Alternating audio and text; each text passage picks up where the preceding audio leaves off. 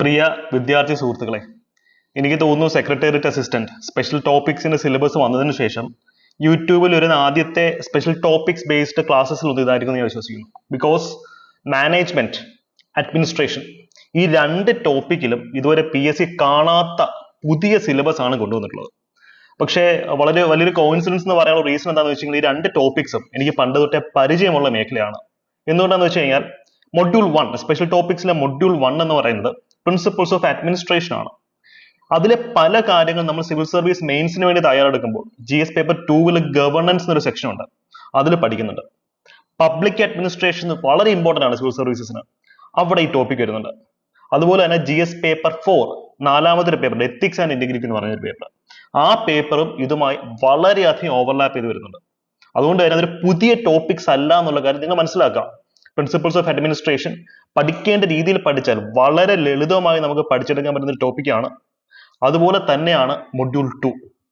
അത് ഒരു കോയിൻസിഡൻസ് ആണ്. എന്താണെന്ന് വെച്ച് കഴിഞ്ഞാൽ ഈ സ്ട്രാറ്റജിക് മാനേജ്മെന്റ് എന്ന് പറയുന്ന ഒരു പേപ്പർ ഉണ്ട് ചാർട്ടേഡ് അക്കൗണ്ടൻസിക്ക്. എന്റെ ബ്രദറിന് ഭയങ്കര ഇൻട്രസ്റ്റ് ഉള്ള ഒരു പേപ്പറാണത്. ആ ഒരു ടോപ്പിക്ക് ഞങ്ങൾ പലപ്പോഴും ഡിസ്കസ് ചെയ്തിട്ടുണ്ട്. ഈ സിലബസ് വന്നപ്പോൾ സ്ട്രാറ്റജിക് മാനേജ്മെന്റിൽ അന്ന് നമ്മൾ സംസാരിച്ചിട്ടുള്ള പല കാര്യങ്ങളും സിലബസിനകത്ത് ഉണ്ടായിരുന്നു. കാര്യം ആ പ്രിൻസിപ്പിൾസ് ഓഫ് മാനേജ്മെന്റിൽ പറയുന്ന കാര്യങ്ങളൊക്കെ മാനേജ്മെന്റിൽ മാത്രമല്ല നമ്മുടെ ലൈഫിലും ഇംപ്ലിമെന്റ് ചെയ്യാൻ പറ്റുന്ന കുറെ ഫിലോസഫീസ് ഉണ്ട്. അതുകൊണ്ട് തന്നെ എനിക്ക് ഏറ്റവും ഇൻട്രസ്റ്റിംഗ് ആയിട്ട് എന്ന് തോന്നിയ പ്രിൻസിപ്പിൾസ് ഓഫ് മാനേജ്മെന്റിലെ വളരെ പ്രധാനപ്പെട്ട ഒരു ഏരിയ ആണ് നമ്മൾ ഡിസ്കസ് ചെയ്തത്. ഞാൻ ഇത്രയും ബാക്ക്ഗ്രൗണ്ട് പറയുന്നതിന്റെ റീസൺ ഒന്നേ ഉള്ളൂ, ഈ ടോപ്പിക്സ് ഒന്നും പുതിയതല്ല. ഒരുപക്ഷെ കോൺസ്റ്റിറ്റ്യൂഷൻ നിങ്ങൾ കണ്ടിട്ടുണ്ട്, ഈ ഗവർണൻസ് കണ്ടിട്ടുണ്ട്, മറ്റ് പല സ്പെഷ്യൽ ടോപ്പിക്സിലെ ഏരിയസ് നിങ്ങൾ കണ്ടിട്ടുണ്ട്. പക്ഷേ പ്രിൻസിപ്പിൾസ് ഓഫ് അഡ്മിനിസ്ട്രേഷനും മാനേജ്മെന്റും ഈ രണ്ട് ടോപ്പിക്സും ആയിരിക്കും നിങ്ങളെ ടെൻഷൻ ആകുന്ന ടോപ്പിക്സ്. പക്ഷെ ഇതൊന്നും പുതിയ ടോപ്പിക്സ് അല്ല. പല പരീക്ഷകൾക്കും UPSC ലെവലിലും യൂണിവേഴ്സിറ്റി ലെവലിലും മാറി മാറി വന്നിട്ടുള്ള ടോപ്പിക്സ് ആണ്. കൃത്യമായിട്ടുള്ള പുസ്തകങ്ങളുണ്ട്, കൃത്യമായിട്ടുള്ള മുൻകാല വർഷ മാതൃകാ ചോദ്യങ്ങളുണ്ട്, അടിപൊളി സോഴ്സുകളുണ്ട്. സർവോപരി പഠിക്കേണ്ട പോലെ പഠിച്ചു കഴിഞ്ഞാൽ നമുക്ക് ഭയങ്കര എളുപ്പത്തിൽ മെരുക്കിയെടുക്കാവുന്ന ഒരു ഏരിയ ആണത്. അതുകൊണ്ട് തന്നെ ഇന്ന് നമ്മൾ ഡിസ്കസ് ചെയ്യുന്നത് പ്രിൻസിപ്പിൾ ഓഫ് അഡ്മിനിസ്ട്രേഷൻ എന്ന് പറയുന്ന ടോപ്പിക്കിന്റെ അടിത്തറ, അതിൽ ഏറ്റവും ബേസിക് ആയിട്ടുള്ള ഒരു കാര്യമാണ്. അതുകൊണ്ട് നമ്മൾ ബേസ് ലെവൽ തൊട്ട് തന്നെയായിരിക്കും നമ്മുടെ അഫോർഡബിൾ ബാച്ചസിൽ പഠിപ്പിക്കുക. ഇത്തരത്തിലുള്ള ക്ലാസ്സുകൾ യൂട്യൂബിൽ നിങ്ങൾക്ക് തരുന്നതായിരിക്കും. അപ്പൊ നമുക്ക് ഇന്ന് സ്റ്റാർട്ട് ചെയ്യാനുള്ളത് മൊഡ്യൂൾ 2 പ്രിൻസിപ്പിൾസ് ഓഫ് മാനേജ്മെന്റ് എന്ന ടോപ്പിക്കിലെ ഏറ്റവും ഇമ്പോർട്ടന്റ് ആയിട്ടുള്ള നമുക്ക് ചോദ്യം വരാൻ വളരെയധികം സാധ്യതയുള്ള ഒരു ഏരിയ ആണ്. നമുക്ക് നേരെ ടോപ്പിക്കിലേക്ക് പോവാം. ടോപ്പിക് ഇതാണ്, Henry Fayol's 14 principles of management. ഇദ്ദേഹം ഒരു ഫ്രഞ്ചുകാരനാണ്. ആക്ച്വലി H സൈലന്റ് ആണ്. ഹെൻറി ഫയോൾ എന്നൊക്കെയാണ് അദ്ദേഹത്തെ വിളിക്കുന്നത്. ഫ്രാൻസിൽ ജീവിച്ചിരുന്ന ഒരു എഞ്ചിനീയർ ആയിരുന്നു. നമ്മൾ സ്പെഷ്യൽ ടോപ്പിക്സ് പഠിക്കുമ്പോൾ എങ്ങനെയാണ് അത് എളുപ്പത്തിൽ പഠിക്കാൻ പറ്റുക? ഒന്നാമത്തെ കാര്യം, നമുക്ക് ഓൾറെഡി അറിയാവുന്ന ടോപ്പിക്സുമായിട്ട് അതിൽ ലിങ്ക് ചെയ്യാം. രണ്ടാമത്തെ കാര്യം, കൃത്യമായിട്ടുള്ള സോഴ്സ് വെച്ച് പഠിക്കാം. കാര്യം വാരി വലിച്ച് ചപ്പ് ചവറ് പഠിക്കരുത്. ഇപ്പൊ university of Uttarakhand, open university ഉത്തരാഖണ്ഡിന്റെ അടിപൊളി മെറ്റീരിയൽ നിങ്ങൾ അത് വെച്ച് പഠിച്ചാൽ മതി. ഞാൻ അതിന്റെ PDF ടെലിഗ്രാം ചാനൽ ഇട്ടേക്കാം. അപ്പൊ ഇന്നത്തെ ക്ലാസ് നോട്ട്സും ആ PDF ഒക്കെ നിങ്ങൾക്ക് നമ്മുടെ ടെലിഗ്രാം ചാനലിൽ കിട്ടുന്നതാണ്. ചാനലിന്റെ ലിങ്ക് ഞാൻ കമന്റ് സെക്ഷനിൽ പിൻ ചെയ്തേക്കാം. ഇതുപോലെ ധാരാളം നോട്ട്സുകൾ ടെലിഗ്രാം വഴി നിങ്ങൾക്ക് തരുന്നതായിരിക്കും. അത് കൃത്യമായിട്ട് യൂട്ടിലൈസ് ചെയ്യുക. നിങ്ങൾ സെൽഫ് സ്റ്റഡി എന്ന വ്യക്തിയാണ്, നിങ്ങൾക്ക് യൂസ് ചെയ്യാം. നിങ്ങളുടെ അഫോർഡബിൾ ബാച്ചസിന്റെ ഭാഗമാവുകയാണെങ്കിൽ ഇതെല്ലാം ക്ലാസ്സിൽ തന്നെ നിങ്ങൾക്ക് പഠിപ്പിച്ചിരുന്നതായിരിക്കും. ഈ നമ്പറിൽ കോൺടാക്ട് ചെയ്ത് കഴിഞ്ഞാൽ കോഴ്സിന്റെ ഫുൾ ഡീറ്റെയിൽസ് നിങ്ങൾക്ക് കിട്ടും. അപ്പൊ നമ്മൾ നേരെ പോകുന്നത് ഇന്നത്തെ നമ്മുടെ ടോപ്പിക്കിലേക്കാണ്. അതായത് പ്രിൻസിപ്പിൾസ് ഓഫ് മാനേജ്മെന്റിനകത്തെ ഹെൻറി ഫയോൾ, H സൈലന്റ് ആണ്, ഹെൻറി ഫയോൾ എന്ന് പറയുന്ന വ്യക്തി സൃഷ്ടിച്ച 14 അടിസ്ഥാന സിദ്ധാന്തങ്ങളുണ്ട്. നമ്മൾ അതിനകത്ത് കുറച്ച് കാര്യം എന്ന് പറയും, ബാക്കി അടുത്തൊരു പാർട്ട് വീഡിയോയിൽ ചെയ്യാം. ഇത് ഭയങ്കര ഇൻട്രസ്റ്റിംഗ് ആയിട്ടുള്ള ഏരിയ ആണ്. ബിക്കോസ് യൂണിവേഴ്സൽ ആപ്ലിക്കേഷൻ ഇതിനൊക്കെ മാനേജ്മെന്റ് മാത്രമല്ല, നിങ്ങൾക്ക് നിങ്ങളുടെ കുടുംബത്തിലും സുഹൃത്ത് ബന്ധങ്ങളുടെ ഇടയിലും അല്ലെങ്കിൽ ചുറ്റുമുള്ള എല്ലായിടത്തും ഇംപ്ലിമെന്റ് ചെയ്യാൻ പറ്റുന്ന സയന്റിഫിക്കലി പ്രൂവൺ ആയിട്ടുള്ള സിദ്ധാന്തങ്ങളാണ്. നമ്മുടെ ക്വാളിറ്റി ഓഫ് ലൈഫ് വളരെയധികം കൂട്ടും. അതാണ് സ്ട്രാറ്റജിക് മാനേജ്മെന്റിന്റെ ബ്യൂട്ടി എന്ന് പറയുന്നത്. നമുക്ക് ഓരോരോ ടോപ്പിക്ക് നോക്കാം. നമ്മൾ ഏറ്റവും ബേസ് ലെവൽ തൊട്ടാണ് സ്റ്റാർട്ട് ചെയ്യാം നമുക്ക്. ഓക്കെ, അതായത് നമ്മുടെ സിലബസിൽ പറഞ്ഞിട്ടുള്ള ഏരിയ ആണ് principles of management, evolution of management thought. അതായത് മാനേജ്മെന്റ് എന്ന് വെച്ചാൽ എന്താണ് അർത്ഥം? ഇവിടെ നിങ്ങൾ കാര്യം ശ്രദ്ധിക്കുക. മലയാളത്തിലാണ് നിങ്ങൾ പഠിക്കാൻ പോകുന്നതെങ്കിൽ നിങ്ങളുടെ കാര്യം തീരുമാനമായി. ബിക്കോസ് നിങ്ങൾ ആലോചിച്ച് നോക്കിയേ, മാനേജ്മെന്റ് സിലബസിനകത്തുണ്ട്, അഡ്മിനിസ്ട്രേഷൻ സിലബസിനകത്തുണ്ട്. ഇത് രണ്ടിന്റെ മലയാളം ഭരണം എന്നുള്ളത് തന്നെയാണ്, ഭരണ നിർവഹണം. ഇംഗ്ലീഷിലാണ് ഇതിന് കൃത്യമായിട്ടുള്ളൊരു വേർതിരിവുള്ളത്. ഇതിന്റെ മലയാളം ചോദ്യം വന്നു കഴിഞ്ഞാൽ നിങ്ങൾ എന്താന്ന് പറഞ്ഞ് ഉത്തരം എഴുതും. അതുകൊണ്ട് തന്നെ ഡിഗ്രി ലെവൽ പരീക്ഷകളിൽ ഇംഗ്ലീഷിൽ തന്നെ തയ്യാറെടുക്കുക. മലയാളം നമ്മുടെ മാതൃഭാഷയാണ്. എനിക്ക് അത്രയും സ്നേഹമാണ് മലയാളത്തിനോട്. ഞാൻ മലയാളം ഓപ്ഷണൽ ലിറ്ററേച്ചർ പഠിപ്പിക്കുന്ന ഒരു വ്യക്തിയാണ്. പക്ഷേ ഡിഗ്രി ലെവൽ PSCക്ക് നിങ്ങൾ രക്ഷപ്പെടണമെങ്കിൽ ഇംഗ്ലീഷിൽ തന്നെ പഠിക്കുക, മലയാളം നോട്ട്സുകൾ ഉപേക്ഷിക്കുക. ഇപ്പൊ ഞാൻ ഈ പറയുന്ന എന്റെ ക്ലാസ് ഒന്ന് കേട്ടിട്ട് ഞാൻ ഈ തന്നുവിടുന്ന ഇംഗ്ലീഷ് നോട്ട്സ് നിങ്ങളൊന്ന് വായിച്ചു നോക്കിയാൽ മതി. പുട്ടുപോലെ മനസ്സിലാവും, ഒന്നുകൊണ്ടും പേടിക്കണ്ട. അപ്പൊ നിങ്ങൾക്ക് ഒരു കോൺഫിഡൻസ് ഡെവലപ്പ് ചെയ്യുക എന്നുള്ളതാണ് ഇതിന്റെ മെയിൻ പർപ്പസ്. അപ്പൊ അതുകൊണ്ടാണ് ഞാൻ പറയുന്നത് evolution of management thoughts. Management, ഭരണത്തെ സംബന്ധിക്കുന്ന ചിന്തകൾ അത് ക്രിസ്തുവിന് മുമ്പേ ഉള്ളതാണ്. 5000 BC തൊട്ടേ ഇത്തരത്തിലുള്ള ചിന്തകൾ വരുന്നുണ്ട്. കാര്യം മനുഷ്യൻ കൃഷി ആരംഭിക്കുന്നു. കൃഷിയുടെ കാര്യങ്ങളൊക്കെ ചെയ്യണമെങ്കിൽ പ്രോപ്പർ മാനേജ്മെന്റ് വേണം. വിത്തിടക്കണം, വിതയ്ക്കണം, വെള്ളം വേണം, ഇറിഗേഷൻ ഫെസിലിറ്റി വേണം. ഇതിന് മറ്റൊരു പ്രധാനപ്പെട്ട ഇവന്റ് നടക്കുന്നത് ഏകദേശം 4500 BC-യിലാണ്. പിരമിഡുകൾ ഒന്ന് ആലോചിക്കുക. അന്നത്തെ കാലത്ത് അത്രയും വലിയ പിരമിഡുകൾ എങ്ങനെയാണ് പണിയുന്നത്? വിത്തൗട്ട് പ്രോപ്പർ സ്ട്രാറ്റജിക് മാനേജ്മെന്റ് എങ്ങനെയാണ് അത്ര വലിയ പിരമിഡുകൾ പണിയാൻ പറ്റുക? ഇതിനെ നമ്മൾ എന്തിനാ അവിടെ വരെ പോകുന്നത്? 321 BC-യിൽ ഇന്ത്യയിൽ എഴുതപ്പെട്ട മാനേജ്മെന്റിന്റെ വളരെ പ്രസിദ്ധമായിട്ടുള്ള പുസ്തകമുണ്ട്. ചാണക്യന്റെ അർത്ഥശാസ്ത്രം. രാഷ്ട്രതന്ത്രം ഉണ്ട്, അതിനകത്ത് രാഷ്ട്രീയമുണ്ട്, ഭരണനിർവഹണത്തെ പറ്റി പറയുന്നുണ്ട്. സോ മാനേജ്മെന്റിനെ പറ്റി ഇന്ത്യയിൽ എഴുതപ്പെട്ട ഏറ്റവും ആധികാരികമായ പുസ്തകങ്ങൾ ഒന്നാണ് കൗടില്യന്റെ ചാണക്യതന്ത്രം എന്ന് പറയുന്നത്, അല്ലെ? നമ്മൾ ബുദ്ധനെ പറ്റി പഠിക്കും. ഇതൊക്കെ നമ്മൾ ഹിസ്റ്ററിയിൽ ഓൾറെഡി പഠിക്കുന്നതാണ്. ബുദ്ധന്റെ സിദ്ധാന്തങ്ങളുണ്ടല്ലേ, ആ സിദ്ധാന്തങ്ങളിൽ മാനേജ്മെന്റ് തോട്ടുകളുണ്ട്. എങ്ങനെയാണ് ആ സംഘം പ്രവർത്തിക്കേണ്ടത്, എങ്ങനെയാണ് ബുദ്ധന്റെ ധർമ്മ എന്നൊക്കെ പറയും അല്ലെ, ബുദ്ധന്റെ ധർമ്മം എങ്ങനെയാണ് സൗത്ത് ഏഷ്യയിൽ സ്പ്രെഡ് ചെയ്യിക്കേണ്ടത്, അല്ലെ എന്തായിരുന്നു സ്തംഭങ്ങളുടെ പർപ്പസ്, ഇതൊക്കെ മാനേജ്മെന്റ് ടൂൾസ് ആയിരുന്നു. ബുദ്ധൻ കൃത്യമായി പറയുന്നുണ്ട് ഇതൊക്കെ എങ്ങനെയാണ് മാനേജ് ചെയ്യേണ്ടത്. വിന്റർ, ശൈത്യകാലത്ത് എങ്ങനെ ജീവിക്കണം, അപ്പൊ നമ്മുടെ റിസോഴ്സുകൾ നമ്മൾ എങ്ങനെ മാനേജ് ചെയ്യണം പോലെ ബുദ്ധൻ പറഞ്ഞിട്ടുണ്ടായിരുന്നു. അപ്പൊ ഇതൊരു കോൺസെപ്റ്റ് ബേസ്ഡ് ഏരിയ ആണ്. അപ്പൊ എവല്യൂഷൻ ഓഫ് മാനേജ്മെന്റ് നമുക്ക് പിന്നീട് എടുക്കാം. എവല്യൂഷൻ ഓഫ് മാനേജ്മെന്റിനകത്തെ ഒരു 1916 ഒക്കെ വരുമ്പോഴാണ് നമ്മൾ ഇന്ന് പഠിക്കുന്ന ടോപ്പിക്ക് പഠിക്കാൻ പോകുന്നത്. പക്ഷേ മാനേജ്മെന്റ് ഒരു പ്രോപ്പർ ഡെഫിനിഷൻ നിങ്ങൾ മനസ്സിലിരിക്കണം. എന്താണ് മാനേജ്മെന്റ്? സിലബസിനകത്തുള്ള ടോപ്പിക്കാണ് മാനേജ്മെന്റ് വേഴ്സസ് അഡ്മിനിസ്ട്രേഷൻ. എന്താണ് മാനേജ്മെന്റും അഡ്മിനിസ്ട്രേഷനും തമ്മിലുള്ള വ്യത്യാസം? അഡ്മിനിസ്ട്രേഷൻ എന്ന് പറയുന്നത് കുറെ കൂടെ ഹയർ ലെവലാണ്. ഓക്കെ, മാനേജ്മെന്റ് എന്ന് പറയുമ്പോൾ കുറെ കൂടെ മീഡിയം ആൻഡ് ലോ ലെവൽ അഡ്മിനിസ്ട്രേഷനും മാനേജ്മെന്റ് എന്ന് പറയുന്നത് ഞാൻ പിന്നീട് ക്ലാസ് വിശാലമായിട്ട് നിങ്ങൾക്ക് പറഞ്ഞുതരാം. ചില ഡെഫിനിഷൻസിനകത്ത് അഡ്മിനിസ്ട്രേഷൻ ആണ് ഈ പറഞ്ഞ പോലെ ലോ ലെവൽ, മാനേജ്മെന്റ് ഹൈ ലെവലാണ്. പല സ്റ്റഡീസ് ഉണ്ട്, പല തോട്ട്സ് ഉണ്ട്. തൽക്കാലം നിങ്ങൾ അതിനെപ്പറ്റി ആലോചിച്ച് ബേജാറാവണ്ട. ഞാൻ യൂട്യൂബിൽ ഒരു ക്ലാസ്സിൽ നിങ്ങൾക്ക് വൃത്തിയായിട്ട് പറഞ്ഞു എന്താണ് മാനേജ്മെന്റ് ഡിഫറൻസ്, അഡ്മിനിസ്ട്രേഷൻ ഡിഫറൻസ്. ചില സോഴ്സിൽ പറഞ്ഞ ഡേ ടു ഡേ ആക്ടിവിറ്റീസ്, ദിനം പ്രതിയുള്ള കാര്യങ്ങൾ നമ്മൾ ഡീൽ ചെയ്യുന്നത് അഡ്മിനിസ്ട്രേഷനകത്തും ബാക്കി പോളിസി കാര്യങ്ങൾ മാനേജ്മെന്റിലോ എന്ന് പറയുന്നുണ്ട്. തിരിച്ചും പറയുന്നുണ്ട്. ഞാൻ കൃത്യമായിട്ട് ടെക്നിക്കാലിറ്റി എന്താണെന്നുള്ളത് അടുത്തൊരു ക്ലാസ്സിൽ നിങ്ങൾക്ക് പറഞ്ഞുതരാം. തൽക്കാലം അതവിടെ ഇരിക്കട്ടെ. ഇവിടെ മാനേജ്മെന്റ് എന്ന് വെച്ച് കഴിഞ്ഞാൽ it's an art of getting things done. ഒരു കാര്യം നടത്തിയെടുക്കണം, അതിനു വേണ്ടി നമ്മൾ ഉപയോഗിക്കുന്ന തന്ത്രങ്ങളും കാര്യങ്ങളുമാണ് മാനേജ്മെന്റ് എന്ന് പറയുന്നത്. ഉദാഹരണത്തിന് പിരമിഡ് പണിയണം. അവിടെ പിരമിഡ് പണിയിൽ കല്ല് വേണം, മണ്ണ് വേണം, ആൾക്കാരെ ഓർഗനൈസ് ചെയ്യണം, അതിന് ഫണ്ട് ഇറക്കണം. സർവോപരി ആഫ്റ്റർ ലൈഫ് അല്ലെങ്കിൽ അന്ധവിശ്വാസം വേണം അല്ലെ. അവിടെ മരണാനന്തര ജീവിതത്തിൽ അന്ധവിശ്വാസത്തിന് പുറത്താണ് പിരമിഡ് പണിയിട്ടുള്ളത്. ആ ഒരു പ്രൊപ്പഗണ്ട അടിച്ചിറക്കണം. അപ്പൊ ഇത്രയും കാര്യങ്ങൾ മാനേജ് ചെയ്തത് കൊണ്ടാണ് പിരമിഡുകൾ പണിയപ്പെട്ടത്. അല്ലെങ്കിൽ ഇപ്പൊ ഫേസ്ബുക്ക് റൺ ചെയ്യണം അല്ലെ. അപ്പൊ അതൊക്കെ എങ്ങനെയാണ്? ഒരു മാനേജ്മെന്റ് ഉണ്ട്. ആൾക്കാരെ ഫേസ്ബുക്കിലേക്ക് കൊണ്ടുവരിക, അവരെ അക്കൗണ്ട് എടുക്കുക, ഫേസ്ബുക്ക് പ്രൊഫൈൽസ് സ്റ്റാർട്ട് ചെയ്യുക. അപ്പൊ അത് വലിയൊരു മാനേജ്മെന്റ് സക്സസ് ആണത്. സോ മാനേജ്മെന്റ് എന്ന് വെച്ച് കഴിഞ്ഞാൽ ആൾക്കാരെ ഏകോപിപ്പിച്ചുകൊണ്ട് റിസോഴ്സുകൾ കല്ലാവാം, മണ്ണാവാം, ചിലപ്പം ഹ്യൂമൻ റിസോഴ്സ് ആവാം, എന്തും ആവാം. ഈ റിസോഴ്സുകളെ ഏകോപിപ്പിച്ചുകൊണ്ട് ഒരു ഒബ്ജക്റ്റീവ്, ഒരു കാര്യം നടത്തിയെടുക്കുന്നുള്ളതാണ് മാനേജ്മെന്റ് എന്ന് പറയുന്നത്. ഞാനിപ്പം ചെയ്യുന്നത് മാനേജ്മെന്റാണ്. എന്താണ്? സെക്രട്ടേറിയറ്റ് അസിസ്റ്റന്റ് സ്പെഷ്യൽ ടോപ്പിക്സിന് ഏറ്റവും സമഗ്രമായിട്ടുള്ള ക്ലാസ്സസ് നിങ്ങളിലേക്ക് എത്തിക്കുക. അപ്പൊ അത് നമുക്ക് എന്ത് വേണം? ഞാൻ മാത്രം പഠിപ്പിച്ചൊരു കാര്യമുണ്ടോ? ഇല്ല. നമുക്ക് നല്ല നല്ല ടീച്ചേഴ്സ് വേണം. നമുക്ക് ഇത് സ്റ്റുഡൻസിലേക്ക് എത്തിക്കണം. സെക്രട്ടേറിയറ്റ് അസിസ്റ്റന്റ് പഠിച്ച് നമുക്ക് എടുക്കാൻ പറ്റുന്ന കോൺഫിഡൻസ് നിങ്ങൾക്കുള്ളിൽ ഉണ്ട്. കാരണം ഏറ്റവും ഈസി സ്പെഷ്യൽ ടോപ്പിക്സ് ആണ് അവർ കൊണ്ടുവന്നിട്ടുള്ളത്. പല ആൾക്കാരും പേടിച്ചിരിക്കണം ഇത് എങ്ങനെ ചെയ്യാം, ഇത് എങ്ങനെയൊക്കെ എവിടെ നിന്നൊക്കെയോ പഠിക്കാൻ ആലോചിച്ചിട്ട്. അപ്പൊ ഇതിന് മാനേജ്മെന്റ് ഞാനിപ്പം ചെയ്യുന്നത്. ഇതൊരു എഡ്യൂക്കേഷണൽ മാനേജ്മെന്റ് ആണ് അല്ലെ. അപ്പം നിങ്ങൾ പഠിക്കുന്നത് ഒരു മാനേജ്മെന്റ് ആണ് അല്ലെ. അപ്പൊ മാനേജ്മെന്റ് എന്ന് വെച്ച് കഴിഞ്ഞാൽ വളരെ വൈഡ് ആയിട്ടുള്ള ഒരു സ്കോപ്പുള്ള സംഭവമാണ്. അത് നിങ്ങളെ കൊണ്ട് തന്നെ കുത്തിയിരുത്തി ഒരു ബുക്ക് വായിച്ച് പഠിക്കുന്നതും മാനേജ്മെന്റിന്റെ ബ്രോഡ് ഡെഫിനേഷനകത്ത് വരും.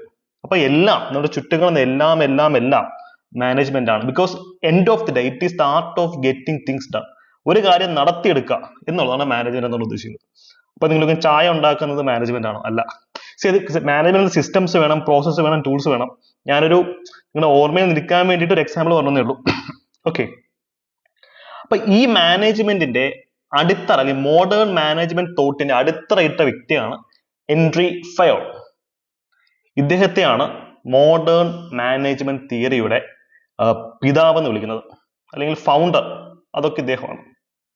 അപ്പൊ ഇവിടെ നമുക്ക് എങ്ങനെയൊക്കെയാണ് ചോദ്യങ്ങൾ വരാൻ സാധ്യതയുള്ളത്? അല്ലെങ്കിൽ ഈ ഇദ്ദേഹത്തിന്റെ തിയറി എന്ന് വിളിക്കുന്ന പേരാണ് 14 പോയിന്റ്സ്. ഇദ്ദേഹം 14 കാര്യങ്ങൾ പറയുന്നുണ്ട്. ഈ 14 എന്ന് പറയുന്ന സംഖ്യയ്ക്ക് ഒരു പ്രത്യേകത ഉണ്ട്. എന്താ? നമ്മൾ വേൾഡ് ഹിസ്റ്ററിയിൽ പഠിക്കുന്നതാണ്. സെക്കൻഡ് വേൾഡ് വാറിന്റെ സമയത്ത് വുഡ്രോ വിൽസൺ, അമേരിക്കൻ പ്രസിഡന്റായ വുഡ്രോ വിൽസൺ പ്രസിദ്ധമായിട്ടുള്ള സ്പീച്ച് ഉണ്ട്. ആ സ്പീച്ചിലും 14 പോയിന്റുകളാണ് പറയുന്നത്. യുദ്ധത്തിന് ശേഷം സമാധാനം കൊണ്ടുവരണം, രാഷ്ട്രങ്ങളെ റീകൺസ്ട്രക്ട് ചെയ്യണം, ഡെമോക്രസി കൊണ്ടുവരണം, അതൊക്കെയാണ് അതിനകത്ത് പറയുന്നത്. ഇന്ത്യൻ ചരിത്രത്തിൽ ഒരു 14 പോയിന്റ് ഉണ്ട്. അതാരുടെയാ പറഞ്ഞേ? യെസ്, ജിന്നയുടെ 14 പോയിന്റ് ഉണ്ട്. ഇത് വുഡ്രോ വിൽസൺ നല്ലതായിരുന്നെങ്കിൽ ഇത് മോശമായിരുന്നു. അപ്പൊ 14 എന്ന് പറയുന്ന നമ്പർ നമുക്ക് സിലബസിൽ അങ്ങോളം ഇങ്ങോളം ഉള്ളതാണ്. ഇവിടെ ഹെൻറി ഫയോളിന്റെയും 14 പോയിന്റാണ് നമുക്ക് പഠിക്കാനുള്ളത്. പക്ഷെ ഇത് മാനേജ്മെന്റ് റിലേറ്റഡ് ആണ്, മറ്റേതൊക്കെ പൊളിറ്റിക്കൽ ആയിരുന്നു അല്ലെ. ഇതിൽ ഇദ്ദേഹം പറയുന്ന കാര്യങ്ങളൊക്കെ യൂണിവേഴ്സൽ ആണ്. യൂണിവേഴ്സൽ ഇതായിരിക്കും സ്റ്റേറ്റ്മെന്റ് ആയിട്ട് പരീക്ഷയ്ക്ക് വരും. എന്താണ് യൂണിവേഴ്സൽ എന്ന് വെച്ച് കഴിഞ്ഞാൽ ഇത് എല്ലായിടത്തും അപ്ലൈ ചെയ്യാം. മീൻ കച്ചവടത്തിനും ഈ 14 പോയിന്റിൽ അപ്ലൈ ചെയ്യാം. ഡയമണ്ട് കച്ചവടത്തിനും ഈ 14 പോയിന്റിൽ അപ്ലൈ ചെയ്യാം. ഞാനിപ്പോ റൺ ചെയ്യുന്ന സോഷ്യൽ ഓണർഷിപ്പ് ആണ്. ഞാനും ഈ 14 പോയിന്റുകൾ യൂസ് ചെയ്ത് തന്നെയാണ് ഈ ഒരു പ്രസ്ഥാനം നടത്തുന്നത്. ഒരു സോഷ്യൽ ഓണർഷിപ്പ് നടത്തുന്നതിന്റെ വളരെ എഫക്റ്റീവ് ആയ സംഭവമാണ് 14 പോയിന്റുകൾ. ഒരു ഫാമിലി ബിൽഡ് ചെയ്യുന്നതൊക്കെ 14 പോയിന്റുകൾ യൂസ് ചെയ്യാം. ഇത് യൂണിവേഴ്സൽ ആപ്ലിക്കേഷൻ ആണ്. മാനേജ്മെന്റ് തലത്തില് നമുക്ക് ഏത് ബിസിനസ് ആണെങ്കിലും, എന്ത് ഓണ്ടർപ്രണർഷിപ്പ് ആണെങ്കിലും, എന്ത് റിലേഷൻഷിപ്സ് ആണെങ്കിലും ഈ 14 പോയിന്റുകളുടെ ഇൻഫ്ലുവൻസ് അവിടെ ഉണ്ട്. നമ്മൾ പ്രധാനമായിട്ടും ബിസിനസ് മേഖലയിലാണ് പറയുന്നത്. ഇത് എല്ലാ തരത്തിലുള്ള ഓർഗനൈസേഷൻസിലും വർക്ക് ചെയ്യും. ഗവൺമെന്റ് ആയിക്കോട്ടെ, പ്രൈവറ്റ് ആയിക്കോട്ടെ, നോൺ ഗവൺമെന്റ് ഓർഗനൈസേഷൻ ആയിക്കോട്ടെ, എല്ലായിടത്തും ഈ 14 പോയിന്റുകൾ നമുക്ക് കണ്ണടച്ച് അപ്ലൈ ചെയ്യാം. അത്രയും കിടിലൻ പോയിന്റുകളാണ്. ഞാൻ ഇത്രയും ബിൽഡപ്പ് വരുന്ന പോയിന്റുകൾ നമ്മൾ പഠിച്ചു തുടങ്ങുന്നതിന് മുമ്പ് എന്താണ് അതിന്റെ പ്രാധാന്യം നിങ്ങൾ അറിയണമല്ലോ. അതുകൊണ്ട് തന്നെ ഹെൻറി ഫയോൾ പറഞ്ഞ കാര്യമാണ്, മാനേജർ ആണെങ്കിൽ, കൊള്ളാവുന്ന മാനേജർ ആണെങ്കിൽ അയാൾ ഈ പ്രിൻസിപ്പിൾസ് കൃത്യമായും പിന്തുടരണം. ഇത് നമ്മൾ വേൾഡ് ഹിസ്റ്ററിയിൽ പഠിക്കുന്ന ഒരു ഏരിയ ആണ് ഇൻഡസ്ട്രിയൽ റെവല്യൂഷൻ അല്ലെ. വ്യവസായ വിപ്ലവം. വ്യവസായ വിപ്ലവത്തിന്റെ ഒരു വാലറ്റം, ടെയിൽ എൻഡ് ആണ് 1916 ഒക്കെ ആകുമ്പോൾ ഉള്ളത് അല്ലെ. ബ്രിട്ടനിൽ നമുക്കറിയാം ഈ ഇൻഡസ്ട്രിയൽ റെവല്യൂഷൻ സ്റ്റാർട്ട് ചെയ്യുന്നത് ബ്രിട്ടനിലാണ്. പിന്നീടാണ് യൂറോപ്പിലേക്കൊക്കെ സ്പ്രെഡ് ചെയ്യുന്നത്. അങ്ങനെയാണ് ഫ്രാൻസിലെത്തുന്നത്. ഇദ്ദേഹം ഫ്രഞ്ചുകാരനാണ്. അപ്പോ ഈ ഇൻഡസ്ട്രിയൽ റെവല്യൂഷന്റെ ഭാഗമായി ഫാക്ടറികൾ സ്ഥാപിക്കപ്പെടുന്നു, ഇഷ്ടംപോലെ ബിസിനസ്സുകൾ, പുതിയ പുതിയ ബിസിനസ്സുകൾ ആരംഭിക്കുന്നു. ഇതൊക്കെ മാനേജ് ചെയ്യണ്ടേ? അത് ഇൻഡസ്ട്രിയൽ റെവല്യൂഷന്റെ പശ്ചാത്തലത്തിലാണ് 1916 അദ്ദേഹം ഒരു പുസ്തകം എഴുതുന്നത്, ജനറൽ ആൻഡ് ഇൻഡസ്ട്രിയൽ മാനേജ്മെന്റ്. ഇതിന്റെ യഥാർത്ഥ പേര്, ഫ്രഞ്ച് പേര് അഡ്മിനിസ്ട്രേഷൻ ഇൻഡസ്ട്രിയലെ എറ്റ് ജനറലെ എന്നുള്ളതാണ്. ഇതിനകത്ത് ഏത് വേണമെന്ന് ചോദിക്കാം. ഫ്രഞ്ചിൽ എഴുതിയ പുസ്തകമാണ്. പിന്നീട് ഇത് ഇംഗ്ലീഷിലേക്ക് ട്രാൻസ്ലേറ്റ് ചെയ്തത്. അപ്പൊ ഈ പുസ്തകത്തിനകത്താണ് നമ്മൾ ഈ പറയുന്ന 14 പോയിന്റുകൾ ഉള്ളതെന്നുള്ള കാര്യം നിങ്ങളുടെ മനസ്സിലൊന്ന് വെച്ചിരുന്നാൽ മതി. ഇത് യൂണിവേഴ്സലി അക്സെപ്റ്റഡ് ആണ്. 1916 ഇത് വന്നതെങ്കിലും ഇപ്പൊ 2025 ഇതിന് സിഗ്നിഫിക്കൻസ് എക്സ്ട്രീമിലി ഹൈ ആണ്. ഇനി 3025 ആയാലും ഇതിന്റെ സിഗ്നിഫിക്കൻസ് കുറയത്തില്ല. നിങ്ങൾ കണ്ടു നോക്കുക. നിങ്ങളിപ്പം സെക്രട്ടേറിയറ്റ് അസിസ്റ്റന്റ് പരീക്ഷയ്ക്ക് പഠിക്കുന്നില്ലെങ്കിൽ പോലും ഈ പറയുന്ന പോയിന്റുകൾ നിങ്ങൾക്ക് ഇംപ്ലിമെന്റ് ചെയ്യാവുന്നതാണ് നിങ്ങൾ ചുറ്റും. ആ പോയിന്റുകളിലേക്ക് വരുന്നതിന് മുമ്പ് നമുക്ക് പരീക്ഷയ്ക്ക് വരാൻ സാധ്യതയുള്ള മറ്റൊരു ഏരിയ, നമുക്ക് കോഡ് വെച്ചൊന്ന് പഠിക്കാം. നമുക്ക് സ്പെഷ്യൽ ടോപ്പിക്സ് ഒക്കെ പഠിക്കുമ്പോൾ കോഡ് ഉപയോഗിക്കണം, കോഡ്സ് ഉപയോഗിക്കണം. കോഡ്സ് നമ്മുടെ കയ്യിലുണ്ടെങ്കിൽ പുതിയ കാര്യങ്ങളൊക്കെ പെട്ടെന്ന് മനസ്സിലിരിക്കും. ഉദാഹരണത്തിന് ഈ 14 കാര്യങ്ങൾ നമ്മൾ ഉപയോഗിക്കുന്നത് എന്തിനാ? മാനേജ്മെന്റ് നടത്താൻ വേണ്ടിയിട്ടാണ്. ഈ മാനേജ്മെന്റ് എന്ന് പറഞ്ഞു കഴിഞ്ഞാൽ അതിന് പ്രധാനമായിട്ടും 6 ഫങ്ഷൻസ് ഉണ്ട്, 6 ധർമ്മം അത് ചെയ്യണം. Planning, organising, staffing, commanding, coordinating, controlling. ഇത്രയാണ് മാനേജ്മെന്റ് 6 ഫങ്ഷൻസ്. ഇതിനെപ്പറ്റി നമുക്ക് ഡീറ്റെയിൽ ആയിട്ട് പിന്നെ സംസാരിക്കാം. ഇപ്പൊ നമുക്ക് ഒരു പിരമിഡ് പണിയണം അല്ലെ. അതിന് ഫസ്റ്റ് പ്ലാൻ വേണം. പ്ലാൻ ഇട്ടിട്ട് കാര്യമുണ്ടോ? പ്ലാൻ ഇട്ട ആർക്കിടെക്റ്റിനെയും പിരമിഡ് പണിയുന്ന കോൺട്രാക്ടറെ, ചുമ്മാ തമാശ പറയുന്നതാണ്, ഇവരെ ഓർഗനൈസ് ചെയ്യണം. ഇവരെ ഹെൽപ്പ് ചെയ്യാൻ സ്റ്റാഫുകൾ അസൈൻ ചെയ്യണം. ഒരു കമാൻഡിങ് അതോറിറ്റി വേണം, ഫറവോ കമാൻഡിങ് അതോറിറ്റി വേണം. ഇത്ര ആൾക്കാരെ നിർത്തിയിട്ട് കാര്യമുണ്ട്. ഇവർക്ക് പരസ്പരം പ്രോപ്പർ ആയിട്ടുള്ള കോർഡിനേഷൻ ഉണ്ടാവണം നിർബന്ധമില്ലേ? ഇതിനൊക്കെ എൻഡ് ഓഫ് ദി കൺട്രോളും ഉണ്ടാവണം. കൺട്രോളിങ്. ഇതിനെ നമുക്കൊരു കോഡ് ഉപയോഗിച്ച് പഠിക്കാം. POS-C3. POS point of sale machine. കടകളിലൊക്കെ നമ്മൾ ഇങ്ങനെ ക്രെഡിറ്റ് കാർഡും ഡെബിറ്റ് കാർഡും ഒക്കെ ഇത് POS മെഷീൻസ് ഉണ്ടല്ലോ. POS എന്ന് ഓർക്കുക, പ്ലാനിങ്, ഓർഗനൈസിങ്, സ്റ്റാഫിങ്. പിന്നെ C3, ക്യൂബ് ആണെന്ന് ഓർക്കാമല്ലോ. C എന്ന് വെച്ചാൽ ക്യൂബ് ആണ്. Cube square 2, cube 3. അപ്പൊ ക്യൂബ് 3 പ്രാവശ്യം C വരുന്നുണ്ട് അല്ലെ. Commanding, coordinating, controlling. ഇത് കാണാതെ അങ്ങ് പഠിച്ചു. കാര്യം പേപ്പർ 2ന് ഗുണം എന്താണെന്ന് വെച്ച് കഴിഞ്ഞാൽ ഹെവിലി തിയറിറ്റിക് ആയിട്ടുള്ള സബ്ജക്റ്റ് ആണ്. അതുകൊണ്ട് തന്നെ വളരെ എളുപ്പമുള്ള ചോദ്യങ്ങളായിരിക്കും അവിടെ നിന്ന് വരിക. ഈ പോയിന്റുകൾ മനസ്സിലുണ്ടെന്നുണ്ടെങ്കിൽ നമുക്ക് അത് വെച്ച് ചെയ്യാൻ പറ്റും. പക്ഷേ അനലിറ്റിക്കലായിരിക്കും. ഞാൻ ഇത്രയും പശ്ചാത്തലം പറയുന്നത് എന്താണെന്ന് വെച്ച് കഴിഞ്ഞാൽ വളരെ വിശകലനാത്മകം. ഇപ്പൊ LSGS മെയിൻസിന് ഞങ്ങളുടെ ബാച്ചിന് എത്രയധികം ചോദ്യങ്ങൾ വന്ന് നിങ്ങൾക്ക് അറിയാം. ഇവിടെ പ്ലേലിസ്റ്റിനകത്ത് ഞാൻ അത് പ്രൂവ് ചെയ്തിട്ടുണ്ട്. അപ്പം അത്രയും ചോദ്യങ്ങൾ പ്രെഡിക്റ്റ് ചെയ്യാൻ സാധിച്ചതിന്റെ റീസൺ എന്താണെന്ന് വെച്ച് കഴിഞ്ഞാൽ അനലിറ്റിക്കലായിട്ട് പഠിപ്പിക്കുന്നുണ്ട്. കാര്യം ഒരു വിഷയത്തിന് 360 ഡിഗ്രി പഠിച്ചു കഴിഞ്ഞാൽ അവിടുന്ന് ഇവിടെ നിന്ന് ക്വസ്റ്റ്യൻസ് വരിക. അത് അവിടുന്ന് ചോദിക്കാൻ പറ്റുള്ളൂ. അവിടുന്ന് മാത്രമേ ക്വസ്റ്റ്യൻസ് വരത്തുള്ളൂ. നമുക്ക് വേറെ ചോദിക്കാൻ മാർഗ്ഗമില്ല. അതാണ് ഒരു എക്സാമിനറിന്റെ തലച്ചോറ് എന്ന് ചിന്തിക്കണം എന്ന് പറയുന്നത്. അപ്പൊ ഇത് നിങ്ങൾ അനലിറ്റിക്കലായിട്ട് തന്നെ പഠിക്കുക. അനലിറ്റിക്കലായി തന്നെ ആയിരിക്കും ചോദ്യങ്ങൾ വരിക. ഇവിടെ POS-C3 അല്ലെങ്കിൽ C ക്യൂബ് എന്നുള്ളത് നിങ്ങൾക്ക് ഓർക്കാം. ഇതിനകത്ത് നിങ്ങൾ മനസ്സിലാക്കുന്ന ഒരു കാര്യമുണ്ട്. ഈ 14 പ്രിൻസിപ്പിൾസ് ഓഫ് മാനേജ്മെന്റ് ഇതെന്ന് വെച്ച് കഴിഞ്ഞാൽ യൂണിവേഴ്സലി അക്സെപ്റ്റഡ് ആണ്, യൂണിവേഴ്സൽ ആപ്ലിക്കേഷനും ആണ്. എല്ലാവരും ഇതിനെ അംഗീകരിച്ചിട്ടുണ്ട്. ഇതിന്റെ ആപ്ലിക്കേഷൻ എല്ലായിടത്തും ഉണ്ട്. ഈ സ്റ്റേറ്റ്മെന്റ് ഇതുപോലെ തന്നെ ചോദിക്കും. പക്ഷെ ഇവിടെ വേറൊരു സ്റ്റേറ്റ്മെന്റ് ഉണ്ട്. ആ സ്റ്റേറ്റ്മെന്റ് ചിലപ്പോൾ നമ്മളെ തെറ്റിക്കും. അതായത് ഈ 14 കാര്യങ്ങൾ അത് എന്തൊക്കെയാ നമ്മളിപ്പം പറയും, അത് ഇമ്പോർട്ടന്റ് ആണ്. പക്ഷേ ഇത് ഇംപ്ലിമെന്റ് ചെയ്യുന്നതിൽ ഫ്ലെക്സിബിലിറ്റി വേണമെന്ന് അദ്ദേഹം പറയുന്നുണ്ട്. എൻട്രി 5 എന്താ പറഞ്ഞത്?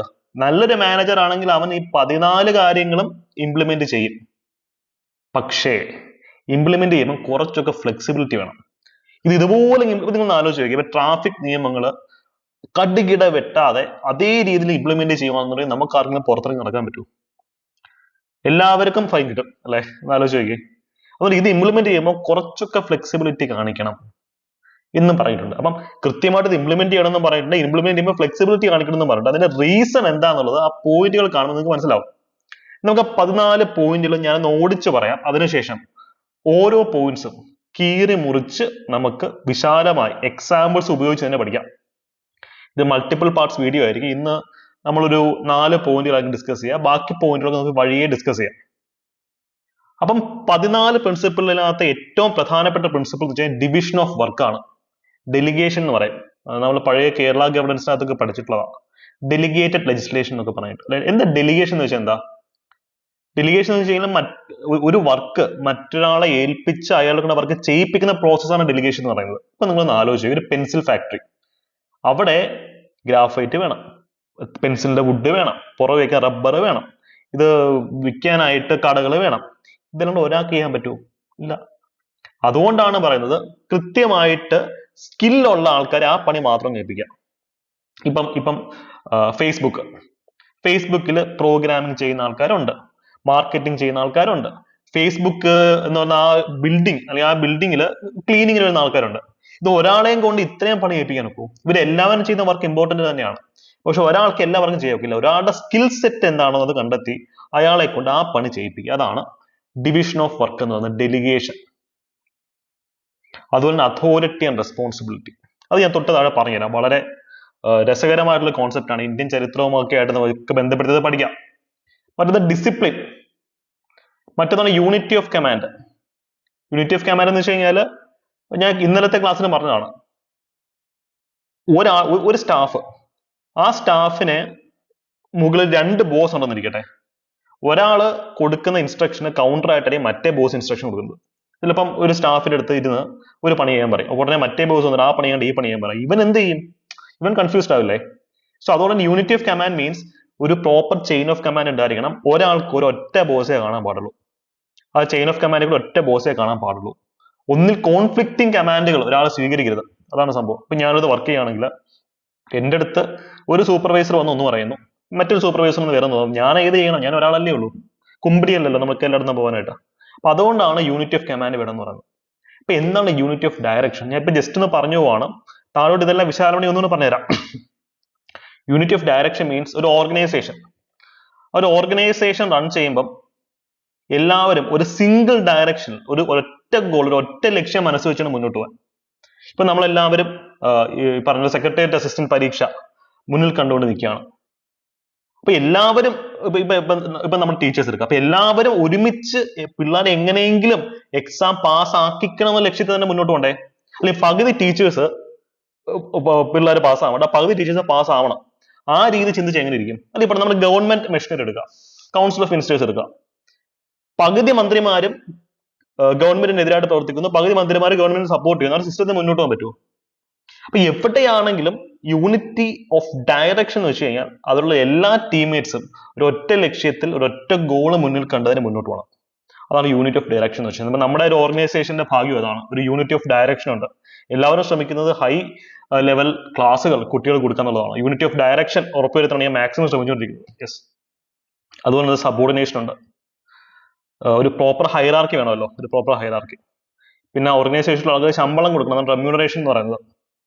ഈ റെമ്യൂണറേഷൻ ശമ്പളമാവാം, ഇൻടാഞ്ചിബിൾ ആയിട്ടുള്ള റെമ്യൂണറേഷൻ ആവാം. അതൊക്കെ നമുക്ക് പിന്നെ ഡിസ്കസ് ചെയ്യാം. പിന്നെ സെൻട്രലൈസേഷൻ, ഒരു കമാൻഡിങ് അതോറിറ്റി ടോപ്പിൽ ഉണ്ടാവണം. Scalar chain, order, equity, stability of tenure, span of cooperation. ഇതിനെ എസ്പിരിറ്റ് ദ കോപ്സ് എന്നും പറയും. ടീം വർക്ക് എന്നുള്ള മീനിങ് ആണ്, എല്ലാവരും ഒരുമിച്ച് വർക്ക് ചെയ്യണം എന്നുള്ള മീനിങ്. ഇത് ഇനിഷ്യേറ്റീവ്. ഇതൊക്കെ ഞാൻ ഓരോന്നോരോന്നായിട്ട് പറഞ്ഞുതരാം, അതായിരിക്കും നിങ്ങൾക്ക് നല്ലത്. നമുക്ക് ആദ്യം എങ്ങോട്ട് പോകാം? ഡിവിഷൻ ഓഫ് വർക്കിലോട്ട് പോവാം. ഡിവിഷൻ ഓഫ് വർക്ക് ഞാൻ ഓൾറെഡി പറഞ്ഞു. വർക്ക് സെഗ്രിഗേറ്റ് ചെയ്യണം. ഒരു ഓർഗനൈസേഷനകത്ത് പല ടൈപ്പ്, ഒരു കാറ് പണിയണം, ഒരു കാർ ഉണ്ടാക്കണം. കാറ് പെയിന്റ് അടിക്കണം, എഞ്ചിൻ ഉണ്ടാക്കണം, ബ്രേക്ക് വേണം, ക്ലച്ച് വേണം, ഗിയർ വേണം, ഇത് ടെസ്റ്റ് ഡ്രൈവ് ചെയ്യണം. അപ്പൊ ഇതിന് കഴിവുള്ള ആൾക്കാരെ വേണം അസൈൻ ചെയ്യാൻ. ഇപ്പൊ കാറിനെ പെയിന്റ് അടിക്കാൻ വന്ന ആളെ കൊണ്ട് കാറ് എഞ്ചിൻ പണിയാൻ നിന്ന് കഴിഞ്ഞാൽ ശരിയാവോ? ഇല്ല, അയാളുടെ സ്കിൽ സെറ്റ് അതല്ല. അപ്പൊ ഒരു വ്യക്തിയുടെ സ്കിൽ സെറ്റിന് മാച്ച് ആവുന്ന വർക്കേ അയാളെ ഏൽപ്പിക്കാവൂ.